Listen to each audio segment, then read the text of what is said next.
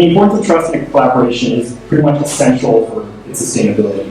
So in a healthy collaboration, there needs to be empathy, a greater mission, a sense of linear progress, like an objective that you're working towards steadily, and interdependence between all the groups. But more importantly, all these things have to be bound together by mutual trust and respect. And generally, people respond to what is authentic and open. So an example that would be highly relevant to me is that I'm an intern at VAX through the UBC Arts Internship Program. So because VAX collaborates with UBC, they have the interns that need to function and complete objectives. And at the same time, I benefit because I get valuable work experience. VAX also works in collaboration with many community centers, which gives us a space to host programs that utilize community assets, while furthering the community building goals of both VAX and community centers. An obvious example would be the SkillShare program that we're in today. That we're collaborating with Kids they give us this nice space, but we're also collaborating with everyone here.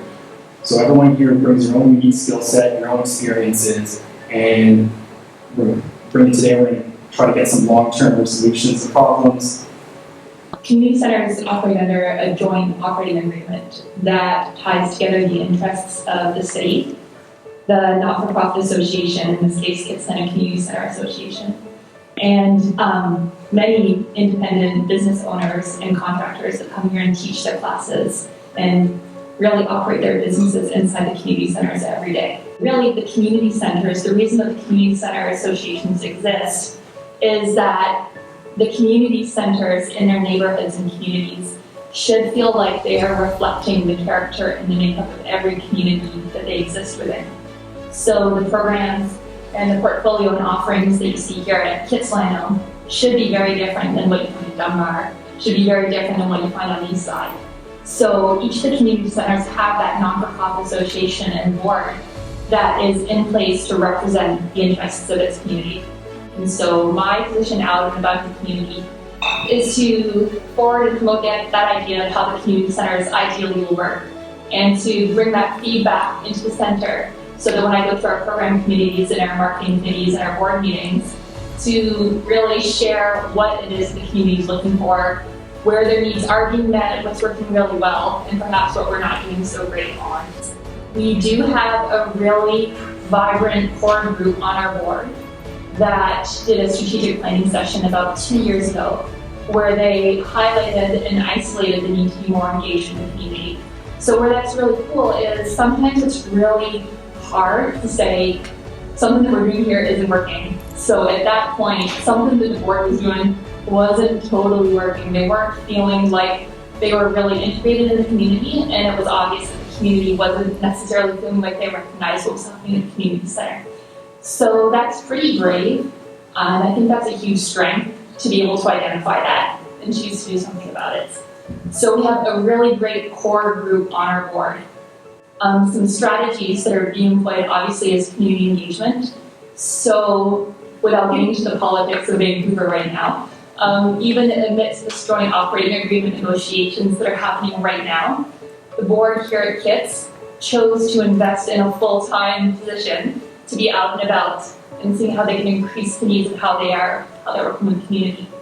So a big strategy for community engagement, I think, is listening and not just forwarding and promoting your own ideas. And also trying something new. So I think what we are working on doing really well here at KITS is, again, acknowledging that the model that has been in place needs to be updated, and that it's time to do that. In terms of challenges, time has been mentioned many times, and it's a challenge for us just as much as everyone else, trying to meet everyone's needs. Overcoming skepticism. So I've been in this position for about 1.5 years now, and something that I've noticed is that in terms of building these relationships, it's really a challenge to get past the initial barrier of, okay, nice to meet you, but what do you want out of this? So when I show up at PAC meetings, specifically, the DSP seems to be a very skeptical group of people.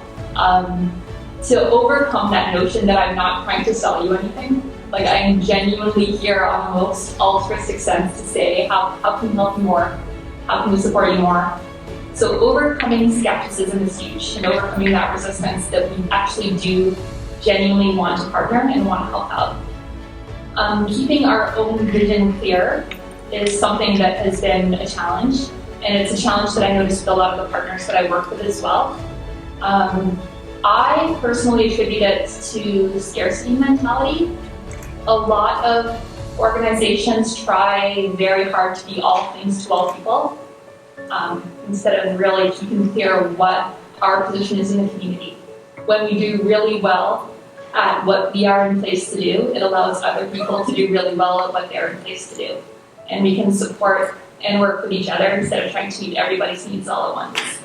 On a day-to-day basis, the challenge is younger board members.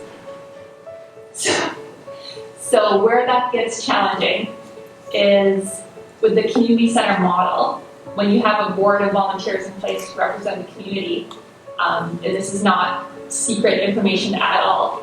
I don't think there's a single person on our board anymore, I'm looking at Jeremy, who is under 50. Isn't that interesting? So kids, and it's not unique for the community centers at all. Community center board information is very public with all the community centers that have boards.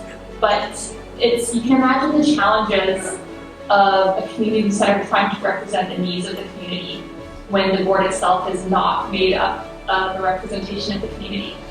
And our target audience is really kids.